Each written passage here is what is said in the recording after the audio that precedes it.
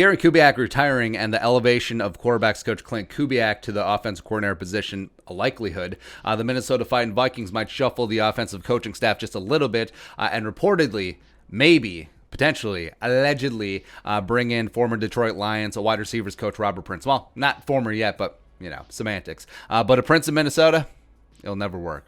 So Dave Burkett of the Detroit Free Press tweeted, with Vikings OC Gary Kubiak retiring, Lions wide receivers coach Robert Prince is a candidate to join the Vikings staff. The Vikings can end up shifting some responsibilities as the current staff members, which could open the wide receivers job for Prince.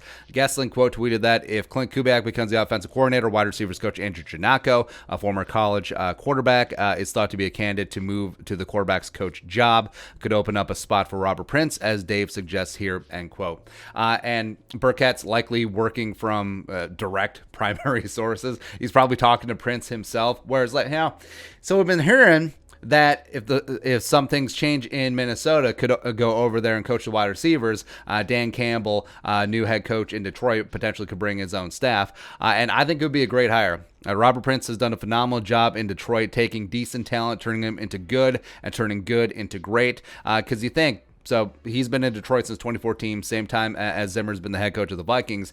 And Detroit has always had good wide receivers against the Vikings. It's just so weird, right? And I do respect Andrew Janako. I think that he is a rising potential star in the coaching ranks, and he's been moving around a lot of positions, getting his feet wet, the way that they work Stefanski, the way that they work Klint Kubiak beforehand. But like Gessling noted, he is a college quarterback. He was a backup quarterback at Pitt. That's probably where his talents are going to be best suited in terms of coaching. He coached the offensive line for the last 3 years, and then he became Justin Jefferson's first NFL wide receiver coach.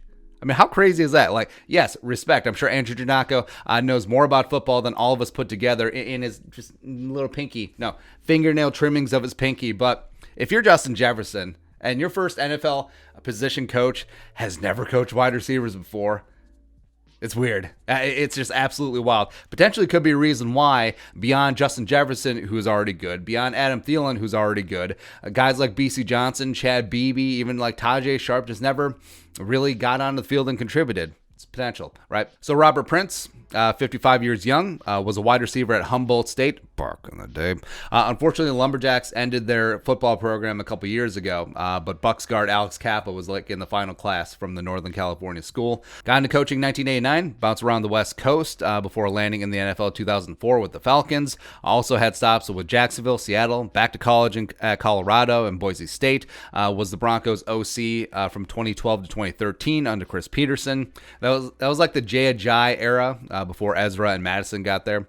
Then back into the NFL as a wide receivers coach for the Lions the last 7 years. He was also acting head coach this season for a game when interim head coach Darrell Bevell missed due to COVID. And you look at the notable wide receivers Prince has coached, got the last few drops out of Megatron the last couple seasons, turned Marvin Jones from a nice wide receiver 3 in Cincinnati into a stud, especially against the Vikings, annoyingly. Kenny Golladay came in as a small school guy from Northern Illinois to one of the best deep threats in the NFL. Plus, look at the production that they've gotten from the slot. So Golden Tate, Danny Amendola, clearly had talent coming in from Seattle and New England, respectively, and it got amplified in Detroit. Very adept at working the middle of the field, something the Vikings receivers are all inclined to do. So it would make a lot of sense. I think he certainly would be an asset to the wide receiver room. Justin Jefferson, Adam Thielen, and I think it's actually more important for the other guys on the roster, potentially as wide receiver 3. B.C. Johnson, year 3. Chad Beebe, if they bring him back, he's going to be a restricted free agent this year. Maybe even KJ Osborne gets involved somehow, or rookies TBD. I think they'll benefit way more than Thielen and Jefferson, who will still benefit, by the way, of having a long-time veteran wide receiver coach come in. Hell, maybe he'll even turn Dan Chesson into a player. Whew.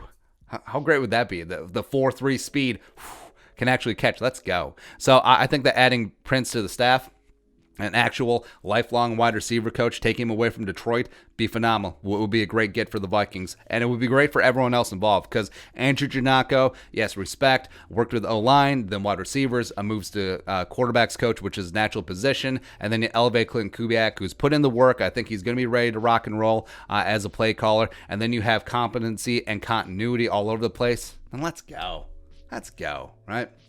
But your thoughts. Robert Prince, Lions wide receivers coach, might come over. Let us know in the comment section below. Subscribe for daily Vikings takes. Want to support that work? Pull us on the Venmo. But until next time, Skol, production value.